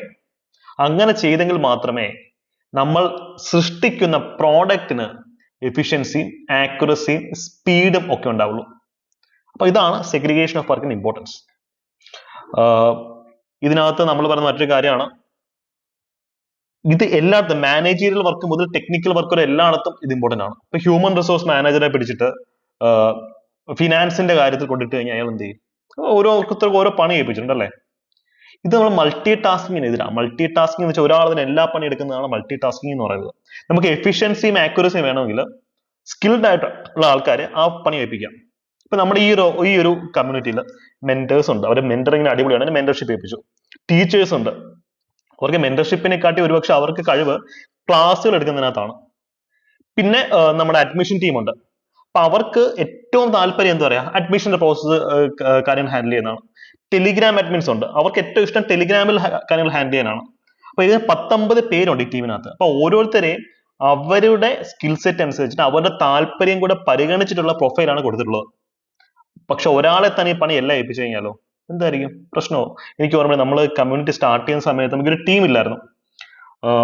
ഞാൻ ഒറ്റയ്ക്കാണ് ഈ പരിപാടി എല്ലാം ചെയ്തത്. പോസ്റ്റർ ഡിസൈൻ തൊട്ട് ക്ലാസ്സസ് അപ്ലോഡ് ചെയ്യുന്നത് ആദ്യത്തെ ഒരു 4-5 മാസം എനിക്ക് ഓർമ്മയുണ്ട്. എല്ലാ പണിയും ചെയ്തത് ഞാനാണ്. ഇന്ന് ഡെയിലി ഒരു 10-18 മണിക്കൂർ വർക്ക് ചെയ്തിട്ടുള്ള ദിവസങ്ങളുണ്ട്. Multi tasking. പക്ഷെ അതിന് എനിക്ക് മനസ്സിലായത് അങ്ങനെ ചെയ്താൽ നമുക്ക് സർവൈവ് ചെയ്യാൻ ഒക്കത്തില്ല. ഓക്കെ, 1-2 ആഴ്ച ചെയ്യാം, അത് കഴിഞ്ഞാൽ പിന്നെ നമ്മുടെ ആരോഗ്യം പോവും, നമ്മുടെ കാര്യം കട്ടപ്പുകയാവും. പിന്നെ പെതുക്കെ എന്ത് ചെയ്തു? ടീം ബിൽഡ് ചെയ്തു. പിന്നെ എന്ത് ചെയ്തു? വർക്ക് കൃത്യമായി ഡിവൈഡ് ചെയ്ത് ഓരോ ആൾക്കാർക്ക് കൊടുത്തു. അപ്പൊ അത് നമ്മളെ ഒത്തിരി ഹെൽപ്പ് ചെയ്തിട്ടുണ്ട്. ഞാനിപ്പം കൂടുതൽ ഫോക്കസ് ചെയ്തത് അക്കാഡമിക്സിന്റെ കാര്യത്തിലാണ് അല്ലെ, റിസർച്ച് അല്ലെങ്കിൽ എവിടെ നിന്നാണ് ക്വസ്റ്റ്യൻസ് വരുന്നത്, എങ്ങനെയാണ് കാര്യങ്ങൾ. അതിന് എന്നെ ഹെൽപ്പ് ചെയ്യുന്നത് ഈ ഡിവിഷൻ ഓഫ് വർക്ക് അല്ലെങ്കിൽ പ്രോപ്പർ ആയിട്ട് ഡെലിഗേറ്റ് ചെയ്യാൻ പറ്റുന്നതാണ്. പണ്ട് ഇതെല്ലാം കൂടെ ഒരുമിച്ച് ചെയ്തുകൊണ്ടിരുന്നു കഴിഞ്ഞാൽ ഇതിപ്പോ ചെയ്യാൻ ഒക്കത്തില്ല. അപ്പം ഡിവിഷൻ ഓഫ് വർക്ക് എവിടെയാണെങ്കിലും ഇമ്പോർട്ടന്റ് ആണ്. അപ്പൊ രണ്ടാമത്തെ ക്ഷമിക്കണം, ചുമ പൂർണ്ണമായും വിട്ടുമാറിയിട്ടില്ല. രണ്ടാമത്തെ principle authority and responsibility. Authority എന്ന് വെച്ചാൽ എന്താ? നമുക്ക് ഒരു കാര്യം ചെയ്യാനുള്ള നമ്മുടെ എന്താ പറയാ ഒരു അധികാരം, അതാണ് അതോറിറ്റി എന്ന് ഉദ്ദേശിക്കുന്നത്. റെസ്പോൺസിബിലിറ്റി, ഉത്തരവാദിത്വം. ഇത് രണ്ടും പരസ്പര പൂരകങ്ങളാണ്. ഒന്ന് ആലോചിക്കുക. ഇപ്പൊ ഹിറ്റ്ലർ, എന്തായിരുന്നു ഹിറ്റ്ലറിന്റെ പ്രശ്നം? ഹിറ്റ്ലറിന് ഭയങ്കരമായിട്ടുള്ള അതോറിറ്റി ഉണ്ടായിരുന്നു, എല്ലാത്തിനെ കൺട്രോൾ ചെയ്യാൻ ഒരു പവർ ഉണ്ടായിരുന്നു. പക്ഷെ പുള്ളിക്ക് ആരെടുത്തും പുള്ളി ഉത്തരം കൊടുക്കണ്ട, റെസ്പോൺസിബിൾ ആയിരുന്നു. അതുകൊണ്ട് അദ്ദേഹം ആൾക്കാരെ കൊന്നൊടുക്കി. ഇപ്പൊ ബ്രിട്ടീഷുകാർ ഇന്ത്യ ചെയ്തത് എന്താ? ബ്രിട്ടീഷുകാർ ഇന്ത്യയിൽ വരുന്നു, അവർക്ക് ഫുൾ അതോറിറ്റിയാണ്, അവർക്ക് തോന്നി. ഇപ്പൊ ബംഗാളിൽ ചെയ്തത് എന്താ? പ്ലാസി യുദ്ധത്തിന്റെ ഒക്കെ മുമ്പായിട്ട് ദിവാനി, ടാക്സ് പിരിക്കാനുള്ള അധികാരം ബ്രിട്ടീഷുകാർ പിടിച്ചെടുത്തു. അതിന്റെ ടാക്സ് പിരിക്കാനുള്ള അതോറിറ്റി ബ്രിട്ടീഷുകാർക്ക് ഉള്ളതായിരുന്നു. പക്ഷെ അവർക്ക് ഒരു ഉത്തരവാദിത്വം ഇല്ല. കാശ് വാങ്ങിക്കുന്നുണ്ട്, പക്ഷെ അവർ വേറെ അഡ്മിനിസ്ട്രേഷനിലെ നമുക്കറിയാം ദിവാനി നിസാറത്ത് അഡ്മിനിസ്ട്രേഷൻ നിസാമിന് കൊടുത്തേക്കുമായിരുന്നു. അപ്പം ടാക്സ് ആയിട്ട് കാശ് അവർ ബ്രിട്ടീഷുകാർ വാങ്ങിച്ചെടുക്കുന്നു, പക്ഷെ ബാക്കിയുള്ള എല്ലാ ഉത്തരവാദിത്വം നിസാമിന്റെ മണ്ടയിൽ. അപ്പൊ അതുകൊണ്ടാണ് പറയുന്നത് എപ്പോഴും അതോറിറ്റി റെസ്പോൺസിബിലിറ്റിയും ഒന്ന് ബാലൻസ്ഡ് ആയിട്ടിരിക്കണം, അല്ലെങ്കിൽ 8ന്റെ പണി കിട്ടും. ഒന്ന് ആലോചിക്കേ, ഞാനൊരു മാനേജറാണ്. എനിക്ക് എന്റെ സബോർഡിനേറ്റ്സിന്റെ അടുത്ത് നിങ്ങൾ എപ്പോഴും ഇത്തരം ടോപ്പിക്സ് പഠിക്കുമ്പോൾ ഒരു എക്സാമ്പിൾ വെച്ച് വിഷ്വലൈസ് ചെയ്യുക. അപ്പൊ ഞാനൊരു ഒരു കമ്പനിയിലെ മാനേജർ ആണെങ്കിൽ എനിക്കൊരു ബോസ് കാണും, എന്റെ താഴെ സബോർഡിനേറ്റ്സ് കാണും. അപ്പൊ ഞാൻ പറയുന്ന കാര്യം സബോർഡിനേറ്റ്സ് കേൾക്കണമെങ്കിൽ എനിക്ക് അതോറിറ്റി വേണം, ഇല്ലെങ്കിൽ ഇയാൾ ആരാ പറഞ്ഞു ഇയാളെ പോവാന്ന് പറയും അല്ലെ. അയാൾ കേട്ടില്ലെന്നുണ്ടെങ്കിൽ എനിക്ക് അയാളെ പണിഷ് ചെയ്യാൻ പറ്റണം, അല്ലെങ്കിൽ അവര് നമ്മൾ പറഞ്ഞത് ഒരു കേൾക്കത്തില്ല. അപ്പൊ നമുക്ക് അതോറിറ്റി വേണം. പക്ഷേ അതേ വ്യക്തിക്ക് റെസ്പോൺസിബിലിറ്റി ഇല്ലെങ്കിലോ ഹിറ്റ്ലറെ പോലാവും. അതോറിറ്റി മാത്രം ഉണ്ടായാൽ പോരാ, അയാൾക്ക് അതിനെ ബാലൻസ് ചെയ്യുന്ന റെസ്പോൺസിബിലിറ്റി വേണം. ഇപ്പം പ്രൈം മിനിസ്റ്റർ ഓഫ് ഇന്ത്യ, അതൊന്ന് ആലോചിക്കുക. ഇന്ത്യയിലെ ഏറ്റവും കരുത്തനാണ് ഇന്ത്യയുടെ പ്രധാനമന്ത്രി എന്ന് പറയുന്നത്. കേരളത്തില് മുഖ്യമന്ത്രി എന്ന് പറയുന്ന പോലെ കേന്ദ്രത്തിൽ പ്രധാനമന്ത്രിയാണ് ഏറ്റവും ഹയസ്റ്റ് അതോറിറ്റി ഉള്ള വ്യക്തി അല്ലെ. പക്ഷേ അദ്ദേഹത്തിന് തോന്നിയ പോലെ എല്ലാം ചെയ്യാൻ പറ്റുമോ? ഇല്ല. പാർലമെന്റ് ഉണ്ട്. അദ്ദേഹം തോന്നിയ പോലെ കാര്യങ്ങൾ ചെയ്യാൻ പോയി കഴിഞ്ഞാൽ എന്ത് ചെയ്യും? പാർലമെന്റ് നോൺ കോൺഫിഡൻസ് മോഷൻ കൊണ്ടുവന്ന് അദ്ദേഹം താഴെ ഇറക്കും. അപ്പൊ റെസ്പോൺസിബിലിറ്റി ഉണ്ട് അല്ലെ, അക്കൗണ്ടബിലിറ്റി എന്നൊക്കെ പറയുന്നത് മറ്റൊരു കോണ്ടെക്സ്റ്റ്. അപ്പൊ ഇതുകൊണ്ടാണ് പറയുന്നത് അതോറിറ്റി വേണം, എന്നാൽ മാത്രമേ മാനേജർക്ക് എഫിഷ്യന്റും റെസ്പോൺസിബിൾ ആയിട്ട് ആൾക്കാരുടെ പണി എടുപ്പിക്കാൻ ഒക്കത്തുള്ളൂ. പക്ഷെ റെസ്പോൺസിബിലിറ്റി വേണം. ഇയാളുടെ അധികാരം മിസ്യൂസ് ചെയ്യുന്നില്ലെന്ന് ഉറപ്പുവരുത്തുന്ന രീതിയിൽ റെസ്പോൺസിബിലിറ്റി വേണം. അതുകൊണ്ടാണ് പറയുന്നത് there should be a balance between authority and responsibility. ഇപ്പം അതോറിറ്റി കൂടുതലാണ്, പക്ഷെ അവന് റെസ്പോൺസിബിലിറ്റി ഒന്നും ഇല്ലെങ്കിലോ സബോർഡിനേറ്റ്സ് ഫ്രസ്ട്രേറ്റ് ആകും, ഇയാളെ പ്രാകും. അതായത് ഇട്ട് പണി എടുപ്പിക്കുക, പക്ഷെ ഇയാളെ പണിയൊന്നും എടുക്കുന്നില്ല, ഇയാൾക്ക് റെസ്പോൺസിബിലിറ്റി ഒന്നുമില്ല. അയാൾ എടുക്കേണ്ട പണിയും കൂടെ സബോർഡിനേറ്റ്സ് കൊണ്ട് ചെയ്യിപ്പിക്കുകയാണെങ്കിലോ അതോറിറ്റി കൂടുതലാണ് റെസ്പോൺസിബിലിറ്റി കുറവാണെന്നുണ്ടെങ്കിൽ എന്ത് പറ്റും? സബോർഡിനേറ്റ്സ് ഇങ്ങനെ പ്രാകും, because subordinates will be frustrated, right? അതേപോലെ റെസ്പോൺസിബിലിറ്റി കൂടുതലും അതോറിറ്റി കുറവാണെങ്കിലോ, ഇപ്പൊ ഞാൻ മാനേജർ, എനിക്ക് ചെയ്യാൻ കുറെ പണിയുണ്ട്, പക്ഷെ എനിക്ക് ആരെ കൊണ്ടും പണി എടുപ്പിക്കാനുള്ള അതോറിറ്റി ഇല്ല, അധികാരമില്ല. അപ്പം മാനേജർക്ക് ഫ്രസ്ട്രേഷൻ വരും. ഏറ്റവും ബെസ്റ്റ് എന്ന് വെച്ച് കഴിഞ്ഞാൽ റെസ്പോൺസിബിലിറ്റിയും അതോറിറ്റിയും ബാലൻസ്ഡ് ആയിരിക്കണം, ഈക്വൽ ആയിരിക്കണം. അതാവുമ്പോൾ എല്ലാം ബാലൻസ് ചെയ്ത് പൊക്കോളും. ഇപ്പൊ ഇന്ത്യൻ പ്രസിഡന്റ്, ഇന്ത്യയിലെ ഏറ്റവും highest executive authority Indian president, അദ്ദേഹമാണ് ഏറ്റവും ഹയസ്റ്റ് എക്സിക്യൂട്ടീവ്. പക്ഷെ അദ്ദേഹത്തിനെ ഇംപീച്ച് ചെയ്യാനുള്ള പ്രൊവിഷൻ ഉണ്ട് അല്ലെ. ഇപ്പൊ സുപ്രീം കോടതി ചീഫ് ജസ്റ്റിസ് ഭയങ്കര അധികാരമാണ് അദ്ദേഹത്തിന്, അത്രയും അതോറിറ്റി ഉണ്ട് അദ്ദേഹത്തിന്, പക്ഷേ റെസ്പോൺസിബിലിറ്റി ഉണ്ട്. കോൺസ്റ്റിറ്റ്യൂഷൻ വയലേറ്റ് ചെയ്താൽ നമുക്ക് എന്ത് ചെയ്യാം? അദ്ദേഹത്തെ ഇംപീച്ച് ചെയ്ത് കളയാം. അപ്പൊ അതുകൊണ്ടാണ് പറയുന്നത് ഇറ്റ് ഷുഡ് ബി ബാലൻസ്ഡ്. ഇതൊക്കെ നമ്മൾ പഠിച്ചിട്ടുള്ള കാര്യങ്ങളുമായി റിലേറ്റ് ചെയ്യണം. ബ്രിട്ടീഷുകാർ ഇന്ത്യ ചെയ്ത പരിപാടി എന്താ? അവർക്ക് അതോറിറ്റി ഉണ്ട്, റെസ്പോൺസിബിലിറ്റി ഒന്നും ഇല്ല. എന്ത് തോന്നിയ ദിവസം കാണിക്കുക ആരും ഒന്നും ചോദിക്കാൻ പറ്റില്ല. ഇപ്പൊ ജാലിയൻ വാല ബാഗിൽ ജനറൽ ഡയർ ചെയ്ത് എന്താ? അദ്ദേഹം ആൾക്കാരെ വെടിവെച്ച് വന്നു, അദ്ദേഹത്തിന് അതിനുള്ള അതോറിറ്റി ഉണ്ട്, പക്ഷേ അതിന് ഉത്തരം പറയാനുള്ള റെസ്പോൺസിബിലിറ്റി ഇല്ലായിരുന്നു. അതുകൊണ്ടാണ് അദ്ദേഹം തിരിച്ച് ബ്രിട്ടനിലേക്ക് പോയത് അല്ലെ. ഇത് ശിക്ഷിക്കാൻ അതുകൊണ്ടാണ്. മറ്റേ ഡയറിനെ വെടിവെച്ച് വന്നു എന്നാലും. യെസ്. അപ്പൊ നമ്മൾ രണ്ട് കാര്യങ്ങൾ ഓൾറെഡി കണ്ടു. ഫസ്റ്റ് എന്താണ്? നമ്മൾ ഫസ്റ്റ് പറഞ്ഞ കാര്യം എന്താണ്? ഒരു ഓർഗനൈസേഷൻ ആയിക്കഴിഞ്ഞാൽ ഡിവിഷൻ ഓഫ് വർക്ക് പ്രോപ്പർ ആയിട്ട് വേണം. ഡിവിഷൻ ഓഫ് വർക്ക് എഫിഷ്യന്റ് ആവണമെങ്കിൽ അതോറിറ്റി റെസ്പോൺസിബിലിറ്റി അവിടെ ഉണ്ടാവണം. അതുപോലെ തന്നെയാണ് ഡിസിപ്ലിൻ. ഇപ്പം ഒരു ഓർഗനൈസേഷൻ കൃത്യമായി ഫങ്ഷൻ ചെയ്യണമെങ്കിൽ അവിടെ ഒരു റൂൾസ് ഉണ്ടായിരിക്കണം. എല്ലാവരും ആ റൂൾസ് ഫോളോ ചെയ്യണം. ഒന്ന് ആലോചിക്കുക. ഇപ്പം ഒരു മാനേജർ അങ്ങനെ ഇപ്പം ഒരു ഓർഗനൈസേഷനിലെ നിയമമാണ് വെള്ളമടിച്ച് ആരും ഓഫീസ് വരാൻ പാടില്ലെന്നൊരു റൂൾ ഉണ്ടെന്നിരിക്കട്ടെ. അത് എല്ലായിടത്തും ഉണ്ട്, വെള്ളമടിച്ചിട്ട് ആരും ഓഫീസ് വരാൻ പാടില്ല എന്നുള്ള റൂൾ ഉണ്ടെന്നിരിക്കട്ടെ. പക്ഷേ ആ സ്ഥാപനത്തിന് ഉടമസ്ഥൻ വെള്ളമടിച്ചിട്ട് നിന്നാലോ അയാളെ റൂൾ ബ്രേക്ക് ചെയ്ത് കഴിഞ്ഞാൽ മറ്റുള്ളവരുടെ മൊറാലിനെ ബാധിക്കണം. മുതലാളി വെള്ളമടിച്ചിട്ടാണ് വരുന്നത്, അപ്പം പിന്നെ എനിക്കും വെള്ളമടിച്ചെന്താണ് സ്റ്റാഫ് വിചാരിക്കും, സ്റ്റാഫും പോയി വെള്ളമടിക്കും. അല്ലെങ്കിൽ ഒരു നിയമം ഉണ്ടെന്നിരിക്കട്ടെ, ഈ പറഞ്ഞ പോലെ ചൊവ്വാഴ്ചകളിൽ വെള്ള ഡ്രസ്സ് ഇടണമെന്നൊരു നിയമം ഉണ്ടെന്നിരിക്കട്ടെ. ഇത് എല്ലാവരും നിയമം ഫോളോ ചെയ്യണം. പക്ഷെ ചില ആൾക്കാർ ഫോളോ ചെയ്തിരിക്കുന്നത് പറ്റും, അവിടുത്തെ ഡിസിപ്ലിൻ തകരുവാണ്. അപ്പൊ അതുകൊണ്ട് തന്നെ മാനേജേഴ്സിന് റെസ്പോൺസിബിലിറ്റി ആണ് ഒരു കൾച്ചർ ഓഫ് ഡിസിപ്ലിൻ ക്രിയേറ്റ് ചെയ്യുക. ഇതിന്റെ കോർ എന്ന് പറയുന്നത് മ്യൂച്വൽ റെസ്പെക്ട് ആണ്. എല്ലാവരും റൂൾസിന് അണ്ടറല്ല. എനിക്കും നിനക്കും ആ റൂള് ബാധകമാണ്, അല്ലാതെ ഞാൻ വലിയവൻ എനിക്ക് റൂള് ബാധകമല്ല, നീ ചെറിയ നീ റൂള് ഫോളോ ചെയ്യണം. അത് ഡിസിപ്ലിൻ എന്ന ഫിലോസഫിക്ക് എതിരാണ്. അപ്പം ഏത് ഓർഗനൈസേഷൻ ആണ് കൃത്യമായിട്ടുള്ള കോഡ് ഓഫ് കണ്ടക്ട് ഉണ്ടായിരിക്കണം, റൂൾസ് ഫിലോസഫീസ് ഒക്കെ ഉണ്ടായിരിക്കണം. എന്നാൽ മാത്രമേ എല്ലാവർക്കും അവിടെ വർക്ക് ചെയ്യാൻ തോന്നത്തുള്ളൂ അല്ലെ. ഇപ്പൊ നമ്മുടെ ബാച്ചിന്റെ കേസ് പറഞ്ഞു കഴിഞ്ഞാൽ ഇൻക്ലൂഡിങ് മീ, എന്റെ ക്ലാസ് സഹിതം പീരിയോഡിക്കലി റിവ്യൂവിന് പോകും. ഇപ്പൊ എല്ലാ ടീച്ചേഴ്സിനും ക്ലാസ് അങ്ങനെയാണ്. അതിൽ നിന്ന് ഞാനും മുക്തനല്ല. ഇപ്പൊ എന്റെ ഒരു ക്ലാസ് കാണുമ്പോഴത്തേക്കും ഇത് ഇങ്ങനെ ഒരു സജഷൻ വന്നു കഴിഞ്ഞാൽ ഞാൻ അത് ഇംപ്ലിമെന്റ് ചെയ്യും. സ്റ്റുഡൻസ് പറയും ഇങ്ങനെ ചെയ്താൽ കൊള്ളാലോ സാർ എന്ന് പറയുകയാണെങ്കിൽ ഞാൻ ഇംപ്ലിമെന്റ് ചെയ്യും. അത്രയും ഇമ്പോർട്ടൻ്റ് ആയിട്ടുള്ള കാര്യമാണെങ്കിൽ. അപ്പം ഇതിന്റെ നിന്ന് ആരും മുക്തനല്ല. ഇപ്പൊ നമ്മൾ ഒരു ക്വസ്റ്റ്യൻ ഇടുന്നു. ഇപ്പം നമ്മൾ ടെസ്റ്റ് സീരീസ് നടത്തുമ്പോൾ ഞാനും ക്വസ്റ്റ്യൻ ഇടാറുണ്ട്, നമ്മുടെ റിസർച്ച് ടീമും ക്വസ്റ്റ്യൻസ് ഇടാറുണ്ട്. അപ്പൊ എല്ലാം ക്യൂസി ചെയ്യുന്ന മറ്റൊരു ഡിഫറെന്റ് ഇൻഡിപെൻഡന്റ് ക്യൂസി ടീമാണ്. അപ്പൊ ഞാനിടുന്ന ക്വസ്റ്റ്യൻസിനകത്ത് വല്ല മിസ്റ്റേക്സ് ഉണ്ടെങ്കിൽ അവരത് പറയും, മറ്റവരിടുന്നതിനകത്ത് അവർ തന്നെ പറയും. അപ്പൊ ഇതിനകത്ത് എല്ലാവരും റൂൾസിന് വിധേയരാണ്. ആർക്കും ഒരു സെപ്പറേറ്റ് എക്സിസ്റ്റൻസ് ഇല്ല. റൂൾസിനും ഫിലോസഫിക്കും കോഡ് ഓഫ് കണ്ടക്ടിന് വിധേയമാണ് ഒരു ഓർഗനൈസേഷനകത്ത് എല്ലാവരും. എന്നാൽ മാത്രമേ ഓർഗനൈസേഷൻ പ്രോപ്പറായിട്ട് വർക്ക് ചെയ്യത്തുള്ളൂ. മനസ്സിലായല്ലോ? ഇതാണ് ഡിസിപ്ലിൻ എന്നൊരു കോൺസെപ്റ്റ്. ഇവിടെ നമുക്ക് എക്സാമിന് വരാൻ ഏറ്റവും അധികം സാധ്യതയുള്ളതാണ് യൂണിറ്റി ഓഫ് കമാൻഡ്. 4ാമത്തെ പ്രധാനപ്പെട്ട പോയിന്റ് ഞാൻ നിങ്ങളോട് നേരത്തെ പറഞ്ഞു. ഒരു എംപ്ലോയി, ഒരു സ്റ്റാഫിന് ഒരു സൂപ്പർവൈസറോ ഒരു ബോസോ ഒരു മാനേജറോ മാത്രമേ പാടുള്ളൂ. ഒന്നിൽ കൂടുതൽ ആൾക്കാരെ അയാൾക്ക് ഡയറക്ഷൻ കൊടുത്തു കഴിഞ്ഞാൽ അയാൾ എന്ത് ചെയ്യും? So an employee should not be forced to follow more than one boss. ഒരാൾക്ക് ഒരു ഒറ്റ ബോസേ പാടുള്ളൂ, അല്ലെ? അല്ലെങ്കിൽ കോൺഫ്ലിക്റ്റ് ഉണ്ടാവും, കൺഫ്യൂഷൻ ഉണ്ടാവും, ഡിസിഷൻ പാരാലിസിസ് ഉണ്ടാവും. ഒരു പ്രോപ്പർ ചെയിൻ ഓഫ് കമാൻഡ് വേണം, അല്ലെ? ഇതാണ് യൂണിറ്റി ഓഫ് കമാൻഡ് എന്ന് പറയുന്നത്. ഇപ്പം പോലീസ് ഡിപ്പാർട്ട്മെന്റിൽ DGP ഉണ്ട്, താഴെ ADGP, IG, DIG, SP അങ്ങനെ പോകുന്നുണ്ട്. ചെയിൻ ഓഫ് കമാൻഡിന്റെ അനുസരിച്ച് തന്നെ കാര്യങ്ങൾ പോകണം, അല്ലെ? ഇതാണ് യൂണിറ്റി ഓഫ് കമാൻഡിന്റെ പ്രത്യേകത. ഇപ്പം 14 പോയിന്റിനകത്ത് ഏത് പോയിന്റ് ആണെങ്കിലും ആ പോയിന്റ് ഇംപ്ലിമെന്റ് ചെയ്തെങ്കിൽ മാത്രമേ എഫിഷ്യൻസി വരത്തുള്ളൂ, സ്പീഡ് ഓഫ് ഡിസിഷൻ മേക്കിംഗ് വരുള്ളൂ, ട്രാൻസ്പെറൻസി എൻഷുർ ചെയ്യാൻ പറ്റുള്ളൂ, എഫിക്കസി വരുള്ളൂ, ഇക്വിറ്റി വരുള്ളൂ, അതെല്ലാം വരുള്ളൂ. അപ്പൊ അത് കോമൺ പോയിന്റ് ആണ്. നമ്മൾ നേരത്തെ പറഞ്ഞ കാര്യങ്ങളൊക്കെ എല്ലാ പോയിന്റിനകത്ത് വരുന്ന സബ് പോയിന്റുകളാണ്. ഇപ്പൊ നമ്മൾ നേരത്തെ പറഞ്ഞല്ലോ, ഇത് ഇംപ്ലിമെന്റ് ചെയ്തെങ്കിൽ മാത്രമേ പ്രോപ്പറായിട്ട് എന്താ പറയത്തുള്ളൂ. ഇപ്പം ഡിവിഷൻ ഓഫ് വർക്കിനകത്ത് ഇത് ഇംപ്ലിമെന്റ് ചെയ്താൽ മാത്രമേ പ്രൊഡക്ടിവിറ്റി കൂടത്തുള്ളൂ, എഫിഷ്യൻസി കൂടത്തുള്ളൂ, ആക്യുറസി കൂടത്തുള്ളൂ, സ്പീഡ് ഓഫ് വർക്കേഴ്സ് കൂടത്തുള്ളൂ. ഇതേ പോയിന്റ് ഈ 14 പോയിന്റിൽ എവിടെ പറഞ്ഞാലും ശരിയാ. ഇങ്ങനെയുള്ള സ്റ്റേറ്റ്മെന്റ് ടൈപ്പ് ക്വസ്റ്റ്യൻസ് നിങ്ങൾ പഠിക്കാം. മനസ്സിലായല്ലോ? അപ്പം കോമൺ ആയിട്ടുള്ള കുറെ തള്ളു പോയിന്റുകൾ കാണും, പ്രത്യേകിച്ച് തിയററ്റിക്കൽ ടോപ്പിക്സ്. അത് നമ്മൾ ഐഡന്റിഫൈ ചെയ്ത് വെക്കാം. അപ്പൊ അത് എവിടെ ചോദിച്ചാൽ അത് കറക്റ്റ് ആയിരിക്കും, അത് തെറ്റാൻ ഒക്കത്തില്ല ആ പോയിന്റ്സിന്.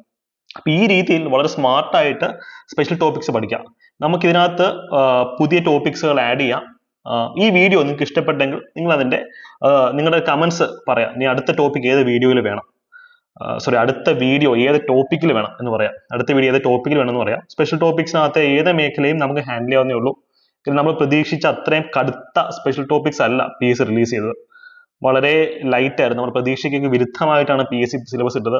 ഞാൻ നല്ല കട്ടി സ്പെഷ്യൽ ടോപ്പിക്സ് ആണ് പ്രതീക്ഷിച്ചത്. പക്ഷേ LST സെക്രട്ടറിയുടെ അത്ര പോലും വിഷയമുള്ള സ്പെഷ്യൽ ടോപ്പിക്സ് അല്ല. അതുകൊണ്ട് എല്ലാവരും പഠിക്കുക, എല്ലാവരും അടിപൊളിയായിട്ട് പ്രിപ്പയർ ചെയ്യാം. ഞങ്ങളുടെ ബാച്ചസിലും സ്പെഷ്യൽ ടോപ്പിക്സിന്റെ ക്ലാസ്സസ് നെക്സ്റ്റ് വീക്ക് മുതൽ സ്റ്റാർട്ട് ചെയ്യുവാണ്. അപ്പൊ ആ ബാച്ചിന്റെ ഭാഗം ആവുകയാണെങ്കിൽ ഈ ടോപ്പിക്സ് ഒക്കെ ഓൾറെഡി നിങ്ങൾക്ക് പഠിച്ചു തുടങ്ങാം. അതല്ല പ്രിലിംസ് കഴിഞ്ഞിട്ട് പഠിച്ചാൽ മതി, നിങ്ങൾ ഇത് ആപ്പിൽ കാണും, നിങ്ങൾ അപ്പോഴത്തേക്കും പഠിച്ചാലും മതി. പക്ഷെ ഞങ്ങളുടെ റെസ്പോൺസിബിലിറ്റിയുടെ ഭാഗമായിട്ട് നേരത്തെ തന്നെ ഏറ്റവും ഇമ്പോർട്ടൻ്റ് ആയിട്ടുള്ള റാങ്ക് മേക്കിംഗ് ഏരിയാസ് ഒക്കെ കൊടുത്തു തുടങ്ങും. പിന്നെ മെറ്റീരിയൽസും കാര്യങ്ങളൊക്കെ ഓൾറെഡി ഉണ്ട്. പല യൂണിവേഴ്സിറ്റീസിലെയും ഈ വിഷയത്തിലെ PhD ലഭിച്ചിട്ടുള്ള പ്രൊഫസേഴ്സിന്റെ ഗൈഡൻസ് ഞങ്ങൾ തേടിയിട്ടുണ്ട്. കാര്യം കുറെ യൂണിവേഴ്സിറ്റി ടെക്സ്റ്റ് നമ്മൾ ഇവിടെ യൂസ് ചെയ്യേണ്ടത്. ഉത്തരാഖണ്ഡ് ഓപ്പൺ യൂണിവേഴ്സിറ്റി ടെക്സ്റ്റ് ഒക്കെ ഇവിടെ വളരെ ഹെൽപ്ഫുൾ ആണ്. നിങ്ങൾ സെൽഫ് സ്റ്റഡി നടത്താൻ അതൊക്കെ യൂസ് ചെയ്ത് പഠിക്കാം. ഒരു ഗൈഡ് ഇതിനെ വാങ്ങരുത്. ഇതിന് പ്രത്യേകിച്ച് ഗൈഡും കാര്യങ്ങളൊന്നും കിട്ടത്തില്ല. ഗൈഡ് വരികയാണെങ്കിലും അത് എത്രത്തോളം അടിപൊളിയായിരിക്കും നമുക്ക് അറിയത്തില്ല. അപ്പൊ LST സെക്രട്ടറിയുടെ മെയിൻസിന്റെ കേസ് പറഞ്ഞ പോലെയാണ്. കുറച്ച് റിസർച്ച് ബേസ്ഡ് ആയിട്ട് പഠിക്കാം. ഓക്കെ, അപ്പോൾ നമുക്ക് അടുത്തൊരു വീഡിയോയിൽ കാണാം. Push the competition. Thank you, by.